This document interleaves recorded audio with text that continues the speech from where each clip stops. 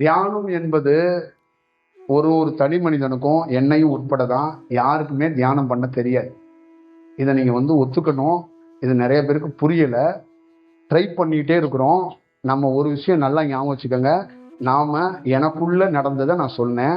எனக்குள்ள என்னன்னா, நான் நடந்து போய்கிட்டே இருக்கிறேன். எனக்குள்ள ஒரு அலைவரிசை, ஒரு மௌனமாக ஒரு இடத்துல உட்காருன்னுச்சு. நான் பேசாமல் உட்கார்ந்தேன். அங்கே நான் தியானம் பண்ணலை, உட்கார்ந்தது மட்டும்தான். அப்போ எனக்குள்ள காற்று அதுவாக மேலே போணுச்சு, கீழே வந்துச்சு, ஒரு இடத்துல நின்றுச்சு, என்னையே மறந்து பரவசமானேன். அப்போ அதுதான் தியானம். அதை என் குருவுக்கு சொல்லியெல்லாம் கொடுக்கல. இப்போ இதுதான் நான் என்ன சொல்றேன்னா, நீங்க இந்த ஜிம்முக்கு போற மாதிரி பிராக்டிஸ் பண்ண கொடுக்காதீங்க. ஒரு குழந்தைய ஒரு தாய் வளர்க்கணும். ஆனா நடக்க கொஞ்சமாச்சும் அதை விடணும். தாயே நடந்துகிட்டு இருந்தாங்கன்னா அந்த குழந்தை நடக்காது. அப்ப தியானங்கிறது கண்டிப்பா ஒரு ஆசிரமத்துக்குள்ளேயும் நீங்க போய் உட்கார வைங்க, அது தானா வரும் தான் சொல்றேன். அப்ப தவறா நீங்க தியானத்தை உருவாக்குறேன்னு சொல்றத அது ஒரு நாள் மாறி போயிடும், தப்பாயிடும். அந்த மாதிரி ஒரு கிரியேட் பண்ணாதீங்க அப்படிங்கிறத நான் சொல்றது. அப்ப ஆர்டிபிஷியலா கிரியேட் பண்ணக்கூடாதுன்னு தான் நான் சொல்றேன். இப்ப நம்ம இங்க ஆரம்பிக்கும் போது நான் உங்களை தியானம் பண்ணுங்கன்னு சொல்லலை, மௌனமா கொஞ்சம் உட்காருங்கன்னு தான் சொல்றேன். நல்ல ஞாபகம் வச்சுக்கோங்க.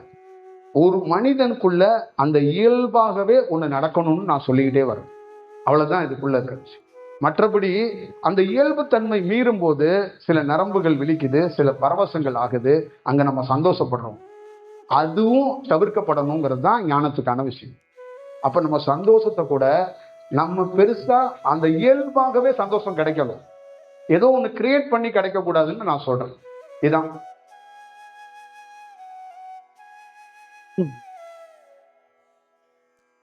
கேளுங்க ஐயா. ஐயா, ஒரு விஷயம் நல்லா ஞாபகம் வச்சுக்கோங்க. இந்த இருப்பு நிலை அப்படின்னு நீங்க ஒண்ணு சொல்றீங்கல்ல, இதுக்காக தான் ஒவ்வொரு ஜீவனும் தவிச்சுக்கிட்டு இருக்கிறாங்க. அந்த இருப்பு நிலைய, அந்த நிலையை உணர்றதுக்காக தான் எல்லா பேருடைய போராட்டமும் இருக்கு. அப்ப நம்ம முதல் முறையா உள்ள வந்தோடனே சொன்ன வார்த்தை என்னன்னா, உங்களுக்குள்ள காதுல கேட்கப்படுற விஷயத்தை மட்டும் வச்சு கண்டறிஞ்சு ஞானத்தை அடைய முடியாது. அதை தாண்டி உள்ள இருக்கிற ஒரு வடிவத்தை நீங்க உணரணும்னா பெரும் மௌனத்துல பெரிய புரட்சி இது நடக்கணும். அப்ப அந்த இருப்பு நிலை அப்படிங்கிறது ஒண்ணு என்ன அப்படின்னா, இந்த உலகம் முழுக்க எல்லா ஞானிகளுடைய தத்துவமும் கடைசியா அவன் எழுதப்பட்ட வாசகம் ஒண்ணு இல்ல வெற்றிடம் வெற்றிடம் வெற்றிடங்கிறான். அப்ப அந்த இருப்புங்கிறது என்னன்னா, நான் ஒண்ணு இருக்கிறேன்ல, நானே இல்ல அப்படின்னு தான் எல்லா ஞானியும் சொல்லிட்டு போயிருக்கான். அப்ப இருப்புங்கிறது ஒரு விஷயத்தையே ஒருத்தன் தன்னுடைய இருப்பையே மறக்கிறது தான் இருப்பாகவே இங்க சொல்லப்படுது. அப்ப இங்க இருக்கிற ஒவ்வொருத்தருக்குள்ளயும் எது கிடைக்கப்படணும், எதுக்காக இவங்களுக்குள்ள என்ன கிடைக்கப்படணும் அப்படின்னா, இவங்களுக்குள்ள இருக்கிற அந்த இருப்பை இவங்களால தக்க வச்சுக்க முடியல, அதை உணர முடியல. இப்ப இருப்பை தக்க வச்சுட்டாங்கன்னா நான் தேவைப்பட மாட்டேன். இப்ப இவங்களுக்குள்ள இருந்து என்ன கிடைக்கணும் அப்படின்னா, அவங்கள யாருன்னே அவங்களுக்கு தெரியல, அதனாலதான் என்கிட்ட வந்து உட்கார்ந்து இருக்கிறாங்க. ஒருவேளை அவங்கள தெரிஞ்சிருந்துச்சுன்னா அவங்க ஏன் என்கிட்ட வந்து உட்கார போறாங்க? அவங்களுக்குள்ளே ஒரு ஆழ்ந்த புரிதல் இருந்துச்சுன்னா என்கிட்ட வரமாட்டாங்க. அப்ப ஒவ்வொரு ஞானியும் அந்த புரிதலை ஏற்படுத்த தான் போராடுறான், காடுகள்லையும் மலைகள்லையும் ஒரு விஷயத்திலையும். அப்ப ஞானம்ங்கிறது ஒரு புரிதலை எல்லாரும் ஒரே மாதிரி உணர முடியாது. எல்லாருக்குள்ளே வேற வேற மாதிரி தான். கொல்கத்தால பிறந்த அத்தனை பேரும் காளிய உணரல, இந்தியாவுல பிறந்த அத்தனை பேரும் காளிய உணரல. ராமகிருஷ்ணர் வந்துட்டு போனதுக்கு அப்புறம் அந்த ஆசிரமத்துல எவ்வளவோ பேர் இருந்தாங்க.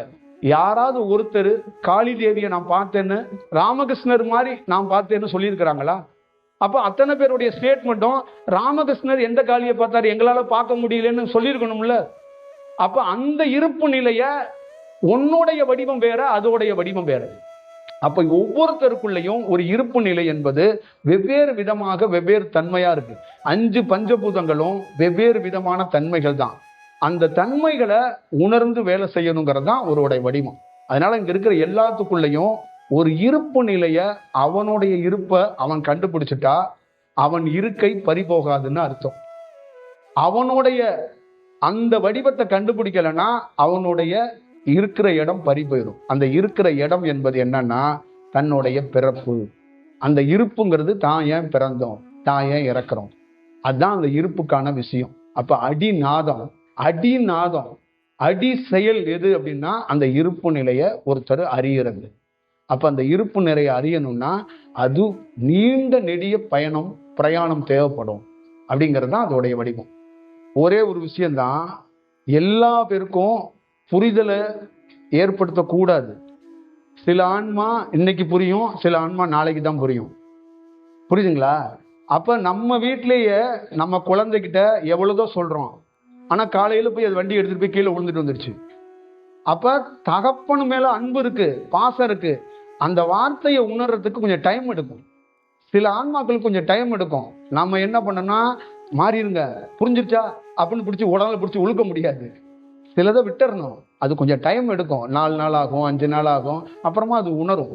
ஆனா இந்த வார்த்தை போய் பதிஞ்சிடும், அதுக்குள்ள உள்ள இருக்கும். ஒரு நாள் வெளியில வரும் அந்த வார்த்தை. அவ்வளவுதான். வேற என்ன? கேளுங்க. நான் என்ன சொல்றேன்னா, இந்த காதல் இந்த விஷயம்லாம் என்ன சொல்றேன்னா, நீங்க நிறைய வேலை இருக்கு, அதனால அதை விட்டுட்டு இன்னும் மாறி இன்னும் வேற ஒரு வடிவத்துக்குள்ள வரணும் அப்படின்னு தான் நான் சொல்றேன். இப்ப நான் ஆரம்பத்துல ஆரம்பிச்ச போது என்ன மாதிரி ஒரு சிவனை காதலிச்சிருக்கிறால பார்க்க முடியாது. ஆனா ஒரு இடத்துல அதையும் நான் விடுபட்டு வந்ததுனால தான் அந்த தெளிவு அந்த வந்துச்சு. இப்ப உங்க குரு எப்படின்னா உங்களுக்கு காற்றா இருக்கிறாரு. அந்த உருவத்தையும் ஒரு நாள் நீங்க விட்டுருங்க, அது ஒரு நாள் உங்களுக்குள்ள ஒரு பசுமையா நடக்கும், ஒரு மாற்றம் நடக்கும் அப்படிங்கறதுதான். இப்ப இந்த வார்த்தைகள் எல்லாமே இந்த லவ் இந்த விஷயம்லாம் ஏன் விடுங்கன்னு சொன்னா, உங்க மேல அவ்வளோ பொறுப்பு என்கிட்ட இருக்கு. உங்களை நான் தினந்தோறும் பார்க்கிறேன். அதனால சொல்றேன், தயவு செய்து என்னை யாருமே ஃபாலோ பண்ண முடியாது, நான் தான் உங்களை ஃபாலோ பண்றேன். அதை நீங்க எப்பவுமே ஞாபகம் வச்சுக்கோங்க. அந்த உணர்வுகள் நான் ரொம்ப ரொம்ப கவனமா இவ்வளோ பேருடைய அந்த சென்னையில் இருக்கிற அலைவரிசை எனக்கு கேட்காமையே அந்த வகுப்பு நடத்துவோம். நம்ம அது அது அது உணர்ந்ததுனால தான் இந்த பிரபஞ்சம் ஒரு விஷயத்தை சென்னையில் ஒரு விஷயம் பண்ணணும் அப்படின்னு ஒரு தாக்கத்தை ஏற்படுது. நம்ம எப்பயுமே நல்லா ஞாபகம் வச்சுக்கோங்க, உங்களுக்குள்ள ஒரு நல்ல வடிவத்தை உருவாக்கணும் தான் நம்ம நினைக்கிறோம். அதனால நீங்கள் அதை தயவு செய்து எந்த சூழல்லையும் வேற மாதிரி. நான் பிரபஞ்சத்திலேருந்து பார்த்தது என்னன்னு கேட்டிங்கன்னா, பிரபஞ்சம் நான் ஃபாலோ பண்ணல, பிரபஞ்சம் தான் என்ன ஃபாலோ பண்ணுது. ஏன்னா உயர்ந்த சக்தியை போய் நம்மளால ஃபாலோ பண்ண முடியாதுங்க. நம்மெல்லாம் சோளப்பரி வாங்கி தின்னுட்டு இருக்க மனுஷன், நம்ம போய் உயர்ந்த ஒரு அலைவரிசையை போய் ஃபாலோ பண்ண முடியுமா? அப்போ பிரபஞ்சம் என்ன மாதிரி ஒரு ஆளை கரெக்டாக தேர்ந்தெடுத்து கரெக்டாக வழி நடத்தி கரெக்டாக ஒரு இடத்துல கூட்டிகிட்டு போகுது. அப்போ நீங்கள் நல்லா ஞாபகம் வச்சுக்கணும், ஊட்டியில் 50 ஹோட்டல் 100 ஹோட்டல் இருக்குது. ஆனால் நான் எங்கே தங்கணுங்கிறத நானும் என்னோட சுற்றி இருக்கிற மனிதர்கள் தீர்மானிக்கலை, அப்போ பிரபஞ்சம் தீர்மானிக்குது. அப்போ எவ்வளோ பெரிய ஒரு ரெஸ்பான்ஸ் ஒரு பிரபஞ்சம் ஒரு அலைவரிசை ஒரு சாதாரண இந்த உடலுக்கு அது கொடுக்குது பாருங்க. ஒரு உடல் எடுத்த மனிதனுக்கு கண்ணுக்கு பார்க்க முடியாத ஒரு சக்தி நம்ம என்ன சாப்பிடணும், எங்கே தங்கணும், எப்படி பிரயாணிக்கணும் அப்படிங்கிறத அது பார்க்குது. அதே தான் உங்களை நோக்கியும் என்ன மாதிரி ஆளை நானே வரல, பிரபஞ்சம் அனுப்புது. அப்போ ஒரு சக்தி ஒரு அலைவரிசை என்பது ஒவ்வொரு தனி நபர்களையும் அது நல்வழிப்படுத்துறதுக்கும் உங்களையே புரிதலை ஏற்படுத்த தான் அது ட்ரை பண்ணுது. அவ்வளோதான் அதுக்குள்ள இருக்கிற விஷயம். அதுதான் அதோடைய நோக்கம். வேற என்ன கேட்கணும்? பொதுவாக தியானங்கிறது இந்த மாதிரி ஒரு வடிவத்தை காட்டுறதோ உடல்ல பருவ மாற்றம் அடையுங்கிறது தான் நம்ம பல நாள் சொல்லிட்டு இருக்கோம். இப்போ நான் பல நாள் பல வகுப்புகளில் பல ஆசிரமங்களையும் சொன்னதுக்கு பல வடிவத்தில் மக்கள்கிட்டையும் சொல்கிறதுக்கு என்னன்னா, நீங்கள் இயல்பாக ஒரு குருவே தேவைப்பட மாட்டார், ஓம் நமச்சிவாயான்னு ஒரு சவுண்டை கேட்டாவே உங்கள் உடல் மாறிடும். அப்போ அந்த உடல் மாறும்போது அது ரொம்ப கவனமாக அது கரெக்டாக நிறுத்தி நிதானிக்கலைன்னா உடல் வேற மாதிரி பருவ மாற்றத்தை ஏற்படுத்திக்கிட்டே இருக்கும். அப்போ அந்த பருவ மாற்றத்தை ஏற்படுத்தும் போது ஒருத்தருக்குள்ள ஒரு குருவோடைய சூட்சமத்தில் வழிகாட்டுதல் இருந்துச்சுன்னா அதை சமன் பண்ணுவார், அதை கரெக்டான வழிகாட்டுவார். இப்போ இந்த சமன் பண்ண முடியலை அப்படின்னா நீங்கள் நம்ப மாட்டீங்க, நிறைய இடங்கள்ல இந்த சூட்சமத்தில் பிரபஞ்சம் என்ன மாதிரி ஆளை வழி நடத்தலைன்னா நான்லாம் இறந்து கூட போயிருப்பேன். நிச்சயமா தியானத்தாலே இறந்து போயிருப்பேன். அப்போ தியானத்தாலே ஒருத்தர் இறக்கப்படலை, தியானத்தாலே ஒருத்தர் பாதுகாக்கப்படுறாருன்னா நம்மளால இந்த தியானத்தை கட்டுப்படுத்த முடியாது. அதுகிட்ட டூல், அந்த தியானத்தை கட்டுப்படுத்துகிற டூல் நம்மக்கிட்ட கிடையாது. நீங்கள் நான் நம்ப மாட்டீங்க, சந்திரக்கலை தீவிரமாக சந்திரக்கலை மட்டும் ஓடிக்கிட்டே இருந்துச்சுன்னா இந்த தீவிரம், அதுலயே தீவிரம் இருக்கு. அந்த தீவிரம் அதிகமாயிருச்சுன்னா இந்த பக்கத்துலயே மூக்குல இருந்து தண்ணி, இந்த கண்ணுல இருந்து இந்த மூக்குல இருந்து தண்ணியா கொட்ட ஆரம்பிச்சிடும் எனக்கெல்லாம். அப்ப அது என்ன ஆகும்னா சூரியனுக்கு மாறவே மாறாது. நான் பல நாள் அவசரப்பட்டிருக்கேன். அந்த சூரிய தன்மைக்கு மாறவே மாறாது. ஒரே டைரக்ஷன்ல இந்த பக்கம் ஃபுல்லாவே தாக்கம் அதிகமா இருக்கும். அப்ப நீர்த்தன்மையா உடல் ஆயிரும். உடல் என்ன ஆயிரும்னா ரொம்ப சில்னஸா மாறிடும். அப்ப சில்னஸா மாறினோன்னா என் உடல் அந்த வெப்பமே இல்லாம மாறினதுனால எனக்கு அப்படியே ஒரு அதிதீவிரமான ஃபீவர். அதை எப்படி கட்டுப்படுத்துறதுனே தெரியாத அளவுக்கு ஃபீவர். ஆனா அந்த உள் உணர்வுகள்ல ஒரு நாள் 2 நாள் இந்த மாதிரி நான் அவஸ்தைப்பட்ட போது அந்த குற்றாலத்துல வர வச்சு என்னை ஒரு இடத்துல அமர வச்சு அந்த சந்திரன்ல இருந்து சூரியனுக்கு மாறுனுச்சு. அப்ப அந்த இடத்துல நான் ஒரு 2 days அங்கேயே இருந்தேன். அப்படியே சந்திரன்ல இருந்து சூரியனுக்கு அப்படியே மாறுனுச்சு. மாறி சந்திரன் சூரியன் 2 நாடியும் ஷிஃப்டிங் அப்படி 1 hour 1 hour மாறி மாறி மாறி அந்த பேலன்ஸ் கிடைச்சிச்சு. 2 துவாரத்திலையும் 2 சுவாசமும் இந்த மூக்கோட நுனியில அங்க உள்ள பேலன்ஸியா இருக்கும்போது இந்த சளி அப்படியே தண்ணி நிக்குது, இந்த கண்ணீர் துளி அப்படியே நிக்குது. 2 சமன் பெற்று ஒரு வடிவத்துக்குள்ள வரும்போது நடுவுல புருவ மத்தியில ஒரு நிதானமான ஒரு அமைதி, காற்று நடுநாடியா ஓடுது. அப்ப நடுநாடியா ஓடும்போது இந்த லெப்ட் ரைட்டோடைய செயல்கள் ஒரு வடிவமா மாறிடுச்சு. இப்ப இந்த செயலை என்னுடைய புத்திசாலித்தனத்தை வச்சு நான் செஞ்சுட்டேன்னு நினைக்கிறீங்களா? என்னுடைய அறிவை வச்சு பிற குருமார்களுடைய புத்தகத்தை வச்சு நான் இதை மேற்கொண்டுட்டேன்னு நினைக்கிறீங்களா? அப்ப என்னுடைய கவனக்குறைவுகளும் இருந்த போதுல அந்த உள் உணர்வுல என்னால போய் குற்றாலத்துல இதை சமன் செய்ய முடியும்னு எனக்கு தெரியுமா? எங்கேயாவது குறிப்பு இருக்கா? இப்ப நான் போயிட்டு வந்திருக்கிற இடம்லாம் இன்னைக்கு உங்களுக்கு சாதாரணமா இருக்கலாம். ஆனா ஒரு காலத்துல நான் போயிட்டு வந்திருக்க இடமெல்லாம் வரலாறா மாறுதா இல்லையான்னு மட்டும் பொறுத்திருந்து பாருங்க. அப்ப நான் போயிருக்கிற இடங்கள் எல்லா இடமே ஒரு தியானத்துக்கும் இந்த உடலுக்கும் இந்த உயிருக்கும் சம்பந்தம் உள்ள இடத்துக்கு தான் போறேன். அப்ப அங்க அந்த இடத்துல அந்த அலைவரிசை இந்த உடலை ஒரு சரியான நேர்கோட்டுல கொண்டாந்து நிறுத்துதுங்க. ஒரு தியானங்கிறது என்னன்னா ஒரு சூட்சமத்துல இந்த பிரபஞ்சம் குருவா கிடைச்சிச்சுன்னா ஒரு நேர்கோட்டுல இந்த உடலை கரெக்டா வச்சுக்க முடியும். இப்ப இத்தனை வகுப்புகள், எத்தனை ஊர்கள், ஒரு நாளைக்கு 400 மைல்கள் பிரயாணிக்கிறேன், இல்ல 500 மைல் பிரயாணிக்கிறேன். ஆனா ஒரு தியானம் பண்றவங்க இந்த உடல் தாங்குமா? எனி டைம் தியானமா இருக்கிறவங்க என் கூட இருக்கிறவங்கள்ட்ட நிச்சயமா கேளுங்க. எனி டைம் தியானத்துக்குள்ள இருக்கிறவங்க இதை எப்படி பேலன்ஸ் பண்ண முடியும்னா அந்த சூட்சமத்தில் இருக்கிறது கரெக்டா கார்ல உட்கார்ந்தாலும் சரி, தரையில உட்கார்ந்தாலும் சரி, அந்த காற்றோடைய வடிவத்தை டிராப் ஆகாம சுவாசம் கீழே போயிடாம அந்த சுவாசத்தை கரெக்டா எடுத்துட்டு வர்றதுக்கான வாய்ப்பை சூட்சமத்துல உருவாக்கிக்கிட்டே இருக்கிறாங்க. அப்ப எனி டைம் உடல் எனர்ஜியா இருக்கிறதுக்கு சாப்பாடு எனக்கு தேவையே கிடையாது. என்னுடைய எனர்ஜி ட்ரிங்க் எதுனா காற்று தான். என்னுடைய சுவாசம் சந்திரக்கலையும் சூரியக்கலையும் கரெக்டா இயக்கப்படணும். அப்ப இதுக்கு ஒரு குரு யாருன்னே தெரியாது, அவருடைய ஊர் தெரியாது, அவருடைய பேர் தெரியாது, அவருடைய அட்ரஸ் தெரியாது, அவருடைய உருவம் தெரியாது. ஆனா ஒரு ஒளியா ஒரு அலைவரிசையா வழி நடத்திக்கிட்டே இருக்கிறது. அப்ப இதுதான் உங்களுக்கெல்லாம் உங்களையும் சேர்த்து சொல்றேன். ஒரு ஆத்மார்த்தமா இந்த பிரபஞ்சம் தான் ஒரு தியானத்தை ஒருத்தரை தடுத்து ஆட்கொள்றதுங்கிறதோ ஒருத்தரை வழிகாட்டுறதுங்கிறதோ இந்த நேச்சர்ல இருந்து ஒண்ணு கிடைக்குங்க. நான் நிதர்சனமா சொல்றேங்க. என்ன மாதிரி கூட ஒரு மனிதரால இன்னொரு மனிதரை இறை தத்துவமா மாற்ற முடியாதுங்க. இந்த நேச்சர் மாற்றம் எனக்குட்டிருந்து மீண்டும் மீண்டும் சொல்றேன். நான் மனிதனாக பிறந்தேன், மனிதனாக வளர்ந்தேன். நான் மாறி ஒரு வேலை செய்யறது, உங்கள்கிட்ட பேசுறது மனிதன் அல்ல. என்னுடைய உள்ள இருக்கிற அந்த சுவாசத்தோடைய மாற்றம் தான் என்னுடைய பேச்சு, என்னுடைய வடிவம், இந்த செயல் எல்லாம் காரணம்.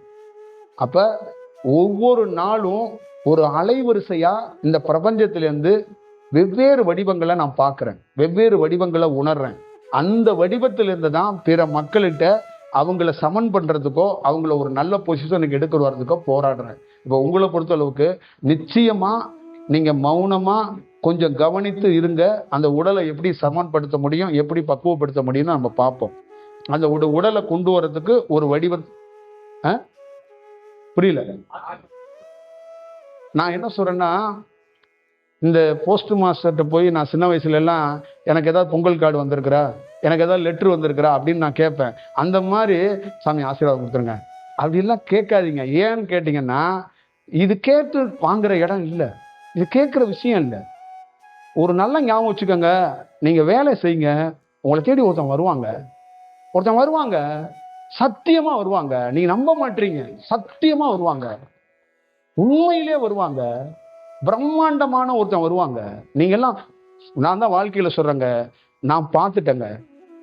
இப்ப எனக்கெல்லாம் உங்களை சந்திக்கணும்னு எந்த அவசியமும் கிடையாது. உங்களை சந்தித்து எனக்கு எதுவும் நடந்துட போறதா? நீங்க எனக்கு ஏதாவது கிட்ட கொடுத்துட போறீங்களா? இல்ல எனக்கு ஏதாவது ஒரு விஷயத்தை கொடுத்து என்ன ஏதாவது மேம்படுத்தி விட்டுற போறீங்களா என்ன?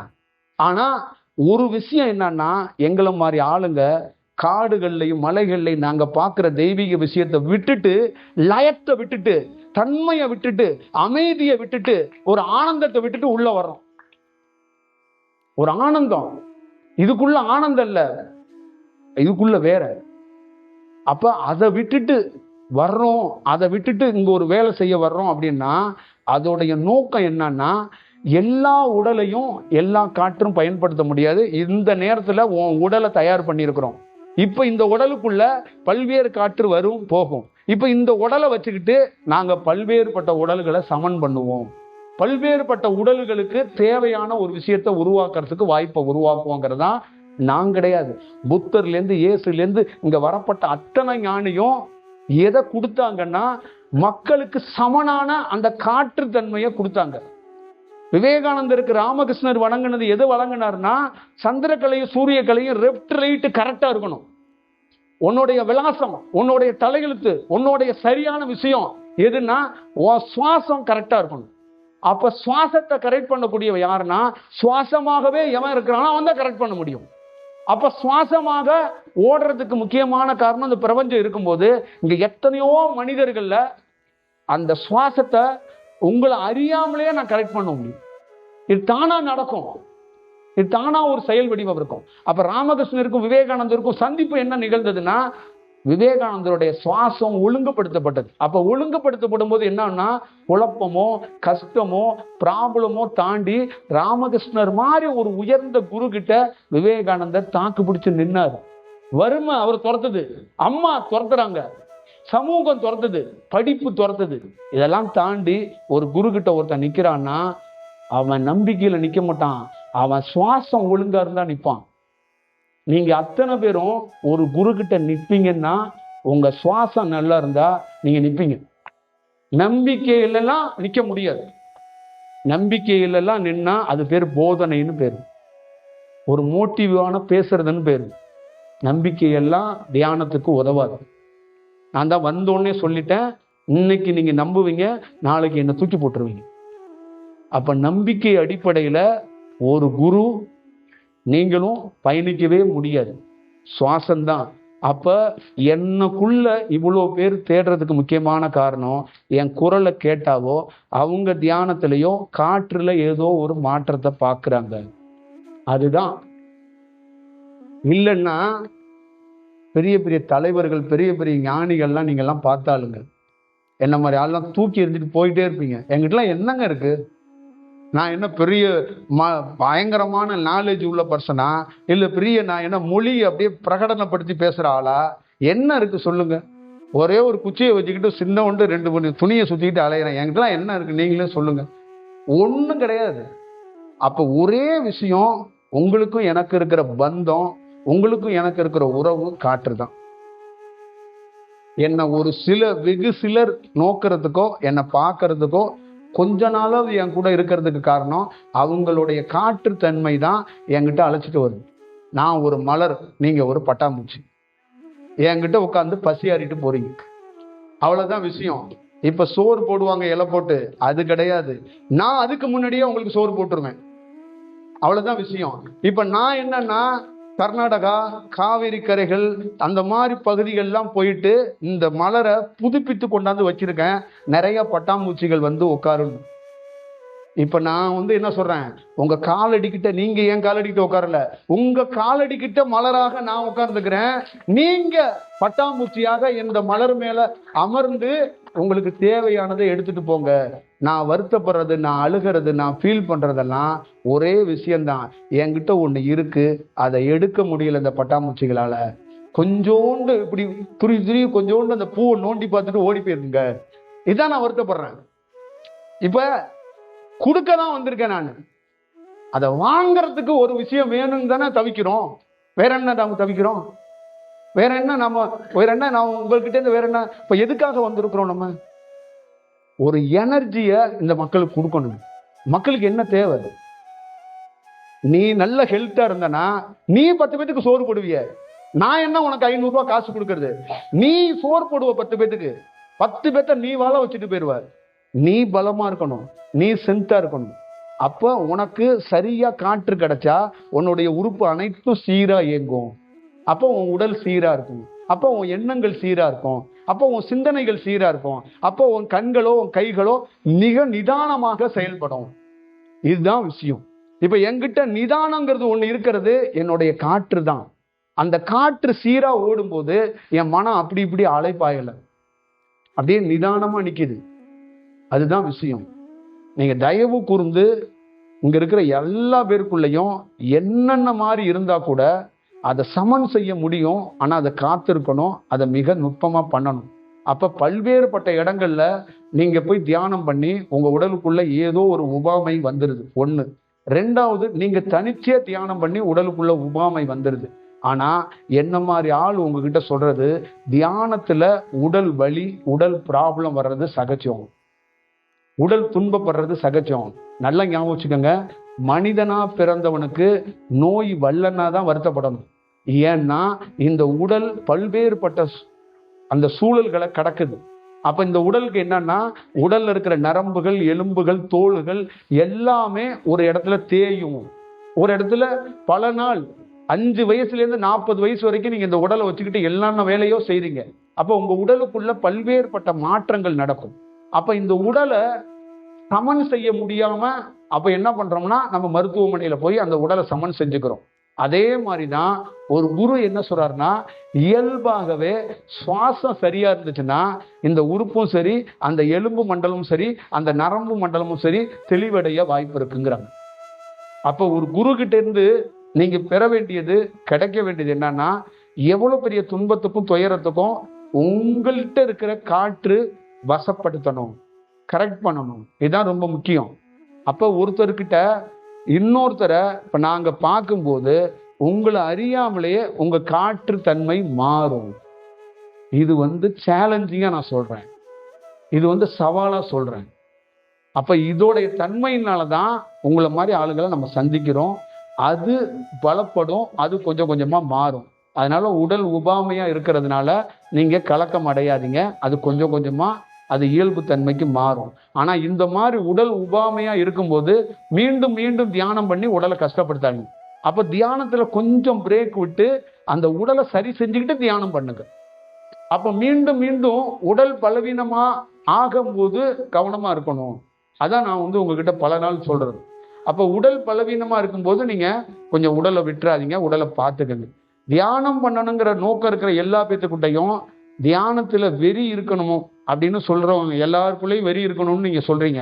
வெறி ரொம்ப முக்கியம், அதே நேரத்துல விவேகம் ரொம்ப முக்கியம். அந்த விவேகம் இருந்தாதான் இந்த உடலை தக்க வச்சுக்க முடியும். நீங்க உங்க உடலை சரியா பார்த்துக்கிட்டாதான் தியானத்தை மேற்கொள்ளவே முடியும். அப்ப அதுக்கு ரொம்ப முக்கியம், தியானத்துக்கு ரொம்ப அவசியம் உடல் இருந்தாதான் தியானம் வரும். அப்ப அந்த உடலுக்கு அவசியம் உணவு. அப்ப உணவும் இந்த உடலும் ரொம்ப முக்கியமா ஒவ்வொரு தனிநபர்களும் கடைபிடிக்கணும். நீங்க இந்த உணவை எடுத்துக்கங்க அப்படின்னு நான் யாரையும் எந்த சஜஷனும் பண்ணதில்லை. ஆனா உங்களுக்கு உடல் மேல அக்கறை இருந்தா நீங்களே நல்ல ஒரு உணவை ப்ரிப்பேர் பண்ணிக்கங்க, உருவாக்கிக்கங்க. உங்களுடைய பயணத்தை நீங்க பார்த்துக்கங்க. உங்க பெட்ரூம்ல மஞ்சள் கலர்ல லைட் எரியலாம், வெள்ளை கலர்ல லைட் எரியலாம். அதுக்கு முக்கியமா காரணம், உங்களுக்கு பிடிச்சி போய் சில வீட்டு பெட்ரூம்ல மஞ்சள் கலர் வெள்ளை கலர் எரியுது, சில வீட்டுல ஏன் எரியுதுன்னே தெரியாம எரியுது. அதே மாதிரி உங்களுக்கு கிடைக்கிற உணவை என்ன உணவு வேணாலும் நீங்க சாப்பிடலாம், யாரும் கேட்கறதுக்கு இல்லை. ஆனா அதனால பெரிய பாதிப்புகளை யாரும் அனுபவிக்க போறதில்லை, நீங்க தான் அனுபவிப்பீங்க. அப்போ உங்க கையில இருக்கிற ஒரு பெரிய விஷயம், நீங்க வாய்க்குள்ள போட போற பொருள் தான் உங்க வாழ்க்கையை தீர்மானிக்க போகுது. அப்ப எந்த பொருளை வாய்க்குள்ள போடணும், எந்த பொருளை போடக்கூடாது, அது ரொம்ப முக்கியம். அப்ப தேவையற்ற பொருளை உள்ள போட்டீங்கன்னா உங்க உடல் மாறும். அப்ப உடலை நீங்க கொஞ்சம் கரெக்டா வச்சுக்கிட்டீங்கன்னா தான் அந்த உடல் பல்வேறுபட்ட சூழல்களை உணர்வதற்கு ஒரு வாய்ப்பு அந்த உடலால தான் பண்ண முடியும். இந்த உடல் கொஞ்சம் நல்லா இருக்கிறதுனால தான் நீங்க ரொம்ப தூரம் பிரயாணம் பண்ணி வந்திருக்கிறீங்க. இப்போ இந்த உடல் நல்லா இருந்துச்சுன்னா இந்தியா முழுக்க நீங்க பிரயாணம் பண்ணலாம். ஒரு தொன்மையான, ஒரு நுட்பமான, ஒரு பாரம்பரியமிக்க இந்த பாரத தேசத்துல ஒரு இமாச்சல் மாதிரி, மேற்கு தொடர்ச்சி மாதிரி ஒரு மலைத்தொடர்கள்ல ஒரு இயல்பா நீங்க பயணிக்கணும்னா உங்க உடல் சீரா இருக்கணும். உங்க உடல் ரொம்ப சீரா இருக்கணும். அப்போ உங்க உடல் நல்ல தன்மைக்கு இங்க மாறணும்னா உணவுல உங்களுடைய கவனம் இருக்கணும். பிரத்யேகமா உங்க உடலுக்கான உணவை நான் சொல்ல முடியாது. ஆல்ரெடி ஒரு பாரம்பரியமான ஒரு பரம்பரையிலேருந்து வந்தவங்க தான் நம்ம எல்லாருமே. அதனால உணவுல உலகத்துக்கே ரொம்ப எக்ஸ்பர்ட் யாருன்னா இந்தியர் தான். இந்தியாவில் உள்ளவங்க தான் உணவை எப்படி மருந்தாவே சாப்பிட்றதுங்கிறது தெரிஞ்சவங்க. அப்ப அதனால நீங்க அதெல்லாம் மறந்துட்டு உங்களுக்கு ஏத்த மாதிரி உங்களுக்கு என்ன கிடைக்குதோ அந்த உணவை எடுத்துக்கிறீங்க. அந்த மாதிரி உணவை நீங்க எடுத்துக்கும் போது உங்க உடல் பாதிக்கப்படவும், தியானத்துல நீங்க போக வேண்டிய இடத்துக்கு போக முடியாம சிரமம் வந்துடும். அதெல்லாம் பார்த்துக்கிட்டு ஒரு இயல்பு தன்மைக்கு வாங்க. கொஞ்சோண்டு ஒரு சின்ன பிரேக் எடுத்துட்டு ஒரு சூப்பு மட்டும் குடிச்சிட்டு வந்துருங்க. சரிதானே?